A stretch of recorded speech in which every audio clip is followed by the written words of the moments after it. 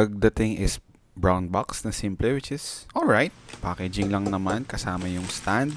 Tapos yung pagkabit ng stand, bakal parehas yung sa stand. May kasama ding adapter. Yung adapter, napansin ko, hindi ganun kahaba yung wire niya. Ewan ko for me hindi siya ganun kahaba. Kung gusto kong medyo mas malayo yung saksakan, baka yun, kailangan extension. Gusto ko yung kasamang DisplayPort. DisplayPort po yung kasama niya, hindi HDMI cable. Ang inputs po natin, meron tayong, papakita ko. So, merong dalawang DisplayPort. Pwede mo lagyan ng dalawang DisplayPort, tsaka dalawang HDMI. Yung monitor na to, merong 4 na response time settings. Ano po yun? Ito yung kung ano yung magiging itsura ng image nyo, depende sa yung mga fast-moving objects. So, meron kasi dyan tawag nilang ghosting na parang tingnan nyo, na parang nagbablurry siya kapag masyadong mabilis yung galaw. So, ano siya? So, meron siyang standard, fast, faster, fastest. So, ano ba yung pinakamaayos na settings dito? So, kaya nyo bang hulaan sa mga to kung ano yung standard, fast, faster, fastest? Actually, ito ang standard. So, tingnan nyo, yung, ayun yung parang blurry na ganyan, Tapos, mababawasan siya ng konti sa fast. Then, faster. Oops! Hindi. Ito yung fastest kamo. Meron kasing, reverse ghosting or inverse ghosting ba ang term doon? Na, ayun nauuna yung nauuna yung pagka-blur niya. Ito, nasa dulo yung, nasa likod yung blur. Ito, nasa una yung blur. So, actually ako, ang settings ko, nandito sa faster. Sa akin, faster yung pinakamaayos. Nakuha ko tong Xiaomi na 27-inch 1440p for 7,528. So, ano ba yung ibang pinagpilian ko bago to?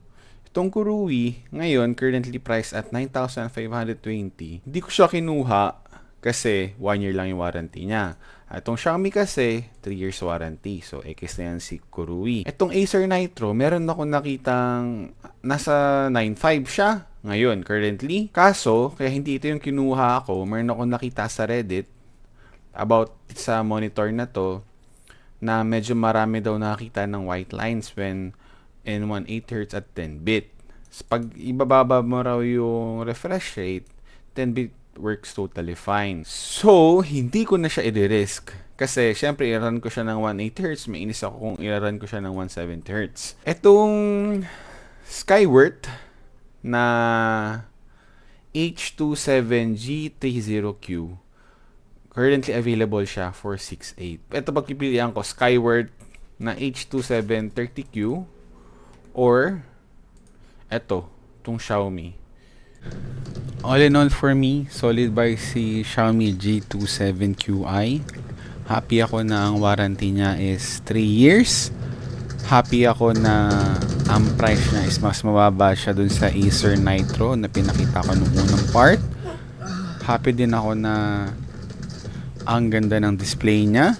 Ang ganda in sense na wala na akong kailangan baguhin. Hindi siya like too light or too dark yung kulay niya. Wala rin ako na-encounter na issue dito. Ayun, siguro kung meron lang akong curious tuloy ngayon, yung Skyworth na pinakita ko din nung unang part, kung maganda ba siya.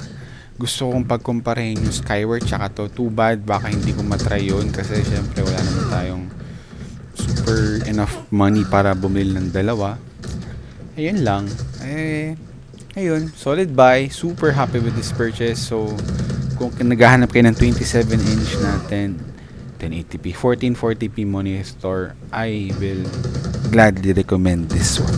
Yun lang. Sana nakatulong sa inyo ito. Maraming salamat. Bye-bye.